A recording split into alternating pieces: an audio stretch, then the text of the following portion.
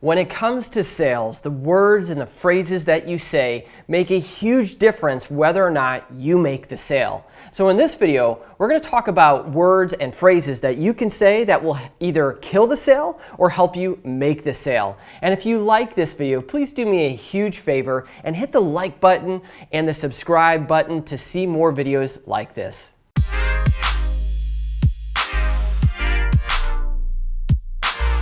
So what is it that makes a great salesperson? There are certain words that can close sales and certain words that can completely destroy them. So research has shown that sales calls that include or exclude specific words and phrases saw a correlating increase or decrease in success. So here are some words and phrases that kill sales.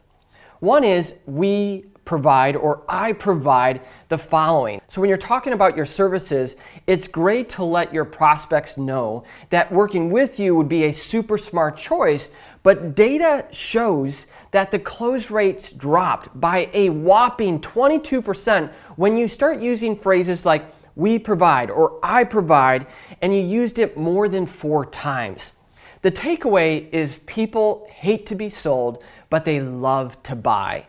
Another phrase that kills sales is using the word payment or cost or stuff that has a negative viewpoint. In sales, it's somewhat difficult to avoid that term entirely, but consider using words like monthly amount. The word amount is an objective, neutral word, while payment is emotionally charged. Think of it when somebody talks to you and says, the cost is only this amount.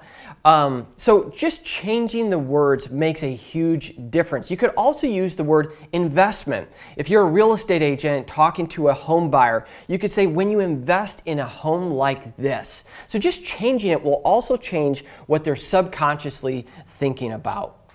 Another one is using your company name. And I know this is a really popular thing when it comes to real estate agents. They may really like their brokerage, which they should, and they'll use the brokerage name way more than is necessary.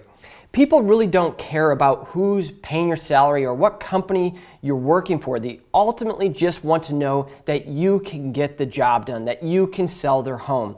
Name dropping more than 6 times can cause a 19% drop in your ability to close the sale. So instead of using your company's name, just share your understanding of the buyer or seller's problems, their desired result, and the value-based observations that you can make happen for them. So talk about what you can do, not how important you or your company is.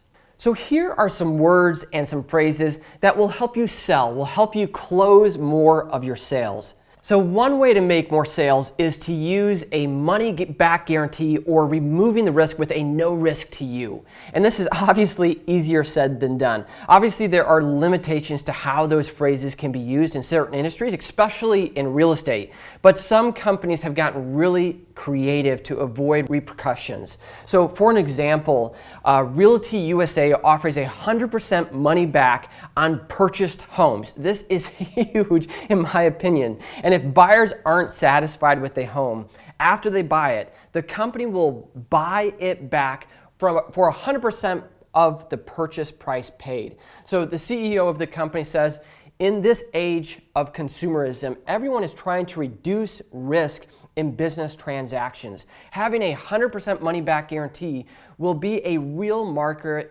differentiator, giving Realty USA and its customers a distinct advantage. So obviously this is a very creative way to use it, and maybe this isn't something that you can do obviously unless you're working for this brokerage, but there are other things like that you can do. Like for an example, I saw a property management company saying, I will rent your house in 2 weeks or I'll rent it for free. Now, obviously, they're probably still getting a property management fee monthly, but I thought it was a really attractive USP, a unique selling proposition to get them in front of customers. So if there's creative things that you can do, or maybe, hey, listen, if I can't sell your home in this amount of time, I'll cancel my contract if you want out and you don't think I'm working hard enough for you. That's another creative, and any agent can do something like that. Fair is another word that really helps you close more sales. Chris Voss, the author of Never Split the Difference, it's a great book, by the way, highly recommend you read it, refers to it as the F word and claims it's the single most powerful word in any negotiation. And the most successful deal closers absolutely do use this word more often than the average salesperson. And stats reveal that they use it sparingly throughout their conversations. Put the power of this word to use in your networking with new prospects, but don't forget that a little goes a long way. So using somebody's name when it comes to selling is a really powerful way to get their attention and help them feel like you really feel them or understand them or are helping them get what they need and what they desire the best. When somebody knows your name, it leads to the subconscious assumption that they're more likely to understand you. Really, it's just human nature to seek connection. When we found that connection, we become invested and more inclined to do business with those that we've connected with. So here's some wording that leads to a closed sale. Words like when and which versus if. If you think about it, the word if is kind of like a question. If you decide to list with me today, I would way rather use when you list your home with me today. There's a really good book out there by a guy named Elmer Wheeler called Tested Sentences That Sell. And he says that you should always frame your words, especially at the close or near the closing, the time you're asking for the sale, so that you give prospects a choice between something and something versus something and nothing. So instead of asking them maybe a closed question like, would you like to list with me today? You can say something like, when you list with me today, and you are assuming the close. When you say, which one would you rather, you're not asking, hey, do you want to buy one? You're saying, would you rather have the blue pen or the red pen? That's a lot better of a question than, do you want to buy a pen? Because all they got to say is no, and the deal is over. If you keep the conversation moving, you're more likely to get the sale. So just like a good lawyer uses leading sentences to draw the pertinent information out of a witness, using these same type of questions leads your prospects to take the action you want them to take, which is working with you.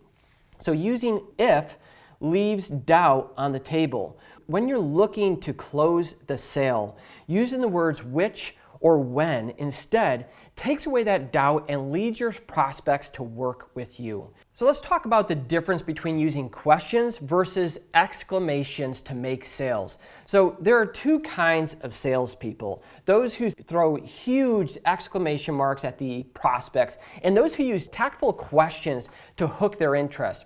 People don't like being beaten over the head with expressive language and overzealous, or you could even call it a pushy salesperson. So if you just sell without taking the time to gauge the interest of your leads, you may scare away someone who is perfectly willing and excited to work with you. If you ask the right questions, you can lead your prospect. If you ask the right questions, you can lead your prospects into the answers you're looking for. So here are some questions that won't get the desired result. Would you be interested in X? That's a closed-ended question. They either say yes or no. You want to ask, again, like we were talking before, which or when, something that is not a closed-ended question. Another one is, would you like me to explain X to you? That's not a question you should ask. You should just assume the sale and just go into it. How about it? That's a really lame attempt at a close. And I'll give you some examples in a minute of things that you can say. So asking the right questions, especially at the close, will get you the answers you really want. So when in doubt, try asking tested questions. This is a good method to bringing objections into the open. Whenever your prospects are wavering and they tell you some reason for not committing to work with you, ask them why. A lot of prospects will struggle to answer the question why and will find it difficult to put their objections into actual words. But the word why, or the question why, is a really powerful way to draw their objections out so you can help them work through those objections, explain the solution, and help you make the sale. So here are some questions that will get you answers that you want.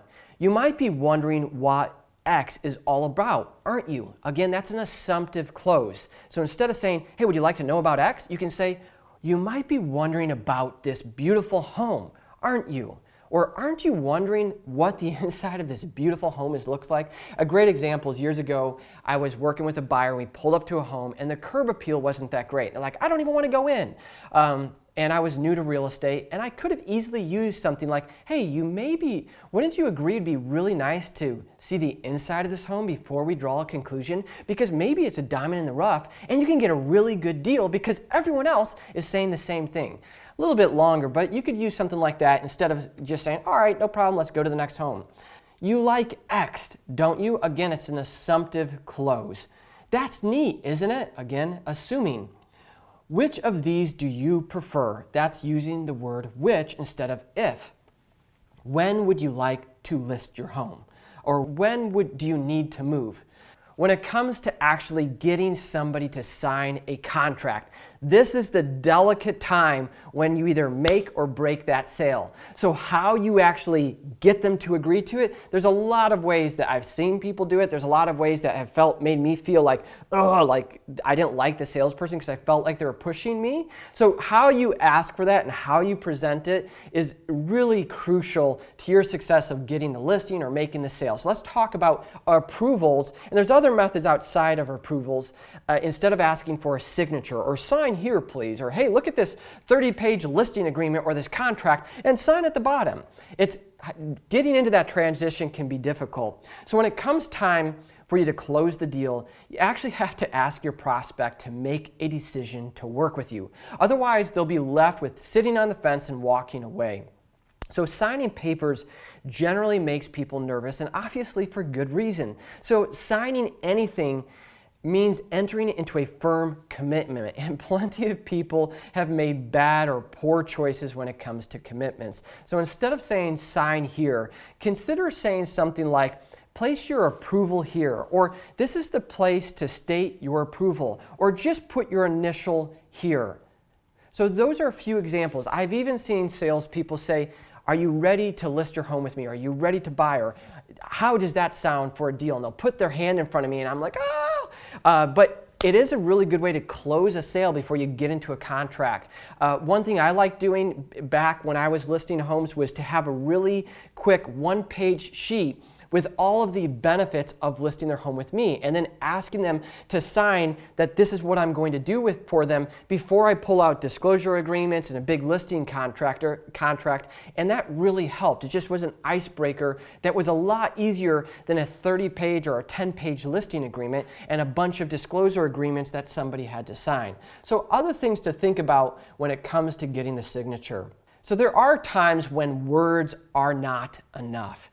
And let's talk about some of those examples. If you don't feel completely comfortable closing deals with your prospect, practice these techniques and on other people, like a spouse. I'd always get my wife to sit in and I'd practice my sales pitch on her over and over and over again.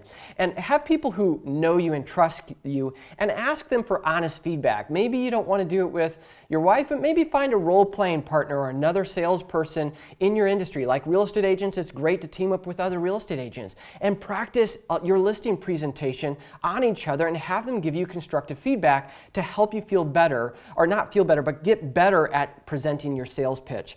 And if you still aren't confident in your ability to close deals with words alone, consider beefing up your presentation with impressive marketing materials. And I'll add one other tip. If you don't have a partner or somebody to practice with, one thing that worked really well for me was even standing in front of the mirror in the bathroom in my home and practicing my facial expressions, how I smile, how I feel, because facial expressions and even voice inflections are really important. You could go one step further, pull out your iPhone or your smartphone and video yourself and then watch yourself back. A lot of times when you can watch yourself and what you're doing, you can be like, hey, I did not like how that word or how I said that made me feel. If you feel uncomfortable, and granted, everyone feels uncomfortable watching themselves on camera, but once you get used to it, you can be objective and even constructive on yourself and help yourself get better. It's how great athletes get better. They watch themselves playing football or a sport, and they see what they're doing wrong, and they work on that to improve. It can be no different. It can work the same way